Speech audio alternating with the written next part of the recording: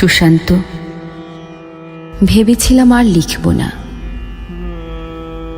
কিন্তু ভালোবাসা এমন এক অদম্য প্রহসন যে না চাইতেও বেহায়া করে তোলে আগাগোড়া ব্যক্তিত্ববান নারীকেও। তোমাকে ভালোবেসে আমি হয়েছি লাজ লজ্জাহীন অনাবৃত ভিক্ষুকের মতো।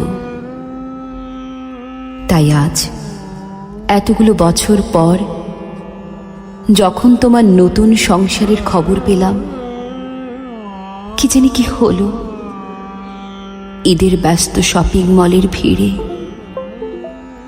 আমার চোখের কাজল লেপ্টে গেল। নির্জীব গাম্ভীর্যে ভরা যে ব্যক্তিত্বের অহংকার এতদিন আমি করেছি, বার্তাবাহকের সামনে তা চূর্ণ হল উলঙ্গ ভাবে।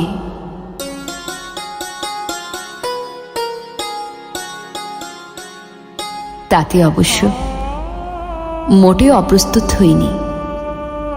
যা সত্য চিরন্তন তা প্রকাশে কখনোই দ্বিধাগ্রস্ত হই না, সে তুমি ভালো জানো। আমার দ্বিধা অন্যখানে। সুশান্ত, একটা সুখী দম্পতি যা যা করে তার সমস্ত রকম বন্দোবস্ত আমরা সাজিয়ে রেখেছিলাম। রোজকার রুটিনে রেখেছিলাম প্রাতঃ ভ্রমণ, প্রার্থনা শেষে হিম সকালে আমরা চলে যাব রমনা কিংবা অন্য কোনো পার্কে।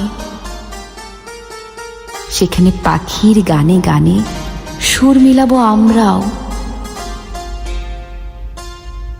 সুশান্ত, তুমি কি প্রাতঃভ্রমণে যাও তার হাত ধরে?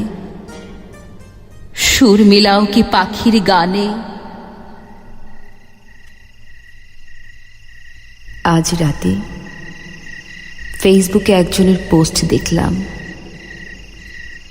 নববধূকে বুকশেলফ কিনে দিয়েছে। থরে থরে সাজানো হিমু সমগ্র জীবনানন্দ আরও কি সব। মনের কোণে আচমকা ঝড় শুরু হলো। আরো বছর 10 আগে আমার বইপ্রেম দেখে দিব্যি করে বলেছিলে আস্ত এক লাইব্রেরি বানিয়ে দেবে আমায়। বইপ্রেম নেই আর আমার। তোমাকে ভালোবেসে পরিত্যক্ত করেছি জীবনের আর সব প্রেম। শৌখিনতা বিসর্জন দিয়ে হয়েছি অকর্মণ্য অগোছালো। সুশান্ত, জীবন আমার বড় একলা। পাখির সুরে সুর আসে না। সারাদিন যাও বা কাটে, রাত হলে আর বাঁধ মানে না। বুকের মাঝে কিসের দহন, কার কারণে, কার বিরহে, কেউ জানে না, কেউ জানে না।